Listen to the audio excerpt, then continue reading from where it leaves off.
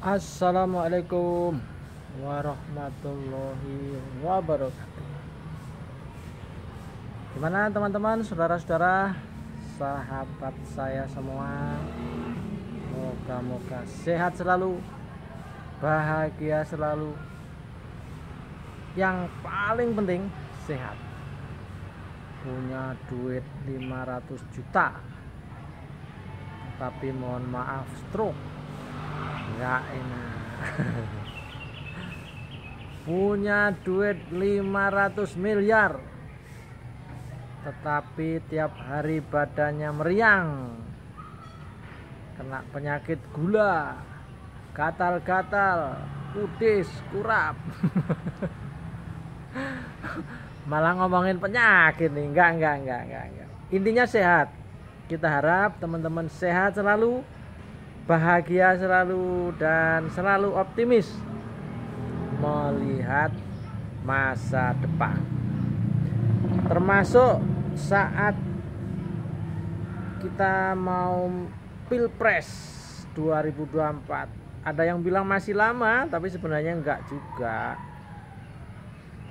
2 bulan lagi udah tahun depan 2023. Tahun depannya lagi sudah 2024. Baiklah, saya sering membahas soal Anies. Nah, kali ini saya membahas Capres Anies Baswedan. Kenapa kita bahas? Karena Anies kebetulan sudah resmi dicapreskan oleh Partai Nasdem. Saya belum bahas yang lain karena orang belum dicapreskan, gimana mau dibahas. Mohon maaf Pak Ganjar Pranowo, mohon maaf Bapak Prabowo, dan mohon maaf kepada yang lainnya. Baiklah, gini, walaupun Anies sudah dicapreskan, hitung-hitungan saya ini ada sebuah pertanyaan. Jadi judulnya kira-kira gak yakin Anies Baswedan bisa menang. Tidak yakin. Kenapa saya tidak yakin? Satu, karena sistem politik kita masih seperti sekarang. Gimana jelasinnya ya? Politik sekarang ini politik boleh dibilang tidak demokratis. Kenapa dibilang tidak demokratis? Karena ada contoh ya, wakil wali kota Medan foto dengan Anies Baswedan saja langsung dipanggil oleh Gerindra. Kebetulan wakil wali kota Medan ini juga anggota dari Partai Gerindra. Lawang cuman foto loh bro.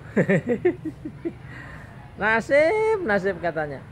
Cuman foto aja kok jadi masalah ya. Memang mungkin dianggap tidak tegak lurus, istilahnya dari PDIP begitu. Mungkin dianggap balelo.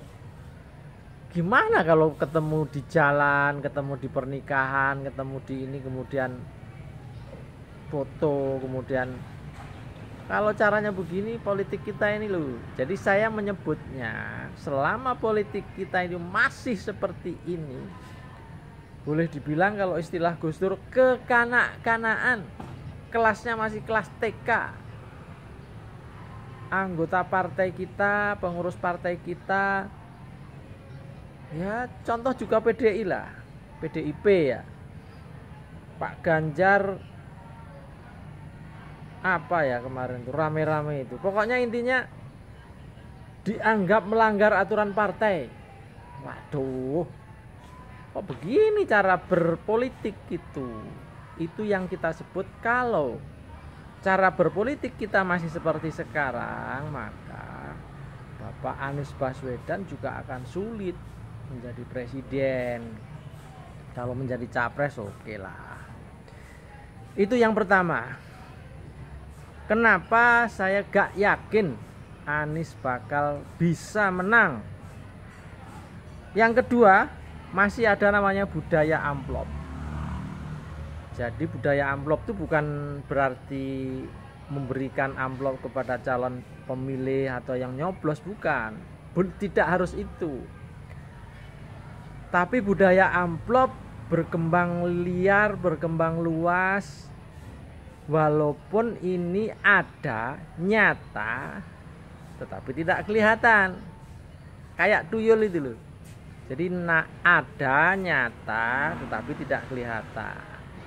Masyarakat juga tahu. Ya semua kita juga tahu. Pengetahuan umum namanya.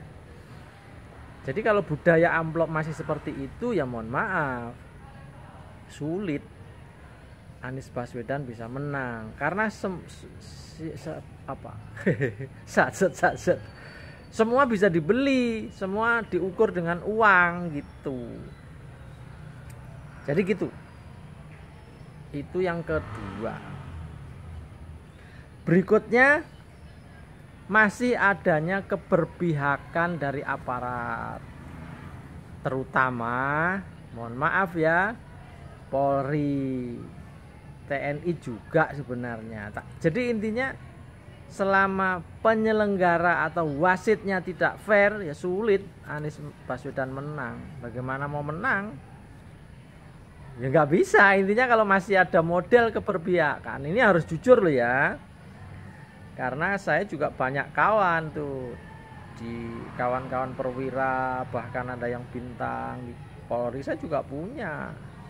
Dan bisik-bisik tetangga saya juga dengar.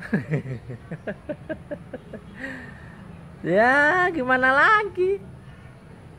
Jadi kalau aparat tidak netral, sulit Anies menang. Udahlah, yakin aja lah.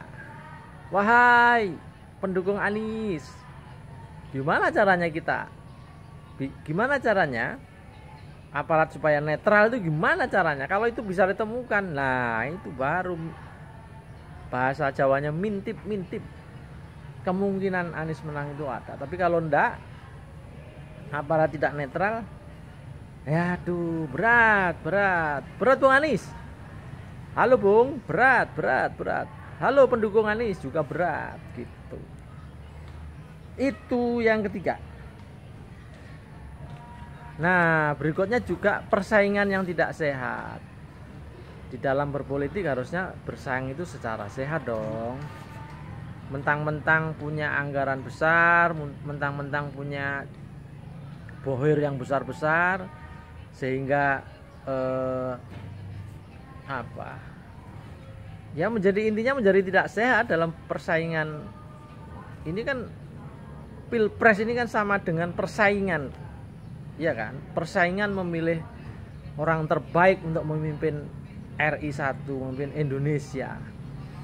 Tetapi untuk menjelaskan orang yang baik ini kan butuh biaya, butuh promosi, butuh diiklankan, butuh dijelaskan kepada masyarakat. Nah, kalau anggarannya terbatas untuk menjelaskan, ya bagaimana bisa paham masyarakat kita, calon pemilih kita. Dan sering karena tidak sehat cara berpromosinya, mengkampanyekan, ya Anies jadi tenggelam. Bahkan promosi negatif lah yang lebih banyak dilakukan oleh kelompok-kelompok lawan Anies atau anti Anies. Ya, siapa dia? Ya partai yang itulah, yang suka nyeruduk itulah. Jadi gitu, untuk persaingan yang tidak sehat menjadikan Anies sulit menang. Berikutnya, partai pengusung Anies tidak punya modal, baik modal kapital maupun modal sosial. Modal kapital ya berarti uang, materi, sarana dan prasarana. Sementara kalau modal sosial ya semacam apa? Kalau saya boleh menyebut salah satunya juga modal ideologi, modal keagamaan, modal identitas, itu menurut saya bagian dari modal sosial. Cuman masalahnya dari awal, entah ini siapa dulu yang memulai, ada istilah politik identitas itu. Katanya tidak boleh menggunakan politik identitas. Lah ini modal sosialnya Anies dan pendukungnya, kalau nggak boleh itu ya sulit lah menang. Sulit menangnya ya saya sebut di situ. Justru dengan modal identitas, modal ideologi yang jelas, inilah yang menjadi modal Anies dan pendukungnya. Lah kalau itu tidak boleh ya jelas kalah lah Anies. Bagaimana mempromosikan apa kemudian?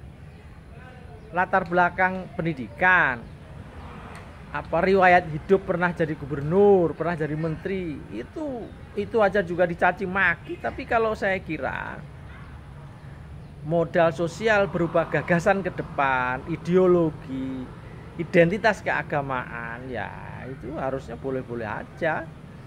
Nah, berpartai kalau tidak punya ideologi, tidak punya identitas, bagaimana? Identitas seseorang itu ya harus jelas, jangan sampai nggak jelas. Itu yang kami sebut sebagai modal partai yang tidak punya modal. Katakanlah PKS, Nasdem, Demokrat, apa modalnya? Duit. Kalah lah dengan yang udah sono tuh, yang partai sono tuh kalah itu. Begitu kira-kira. Terakhir, parlemen threshold ini juga menjadi masalah. Jadi ibarat orang berlomba lari nih. Wasit sudah punya aturan.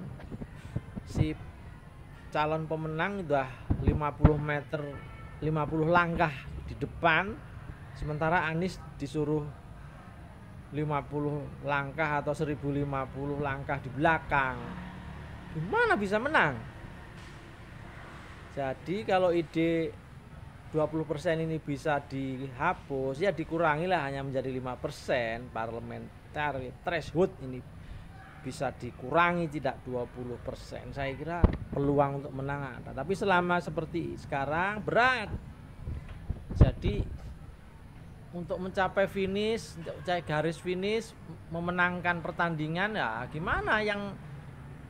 Yang lain, partai lain, pengusung lain sudah di depan, kita baru disuruh lari dari belakang, kan jelas kalah lah. Sebenarnya ini hanya orang bodoh saja yang ikut pilpres ini, karena aturannya dari awal sudah salah, sudah nggak jelas, hanya memenangkan keinginan kelompok tertentu saja ini. Jadi menurut saya seperti itu. Begitu ya teman-teman. Ya, ini beropini, menyampaikan gagasan, menyampaikan ide, menyampaikan pemikiran. Mau diterima syukur, enggak diterima saya syukurin. Syukur lu. Oke. Moga-moga berkenan. Peci miring Ahmad Bahar. Wassalamualaikum warahmatullahi wabarakatuh.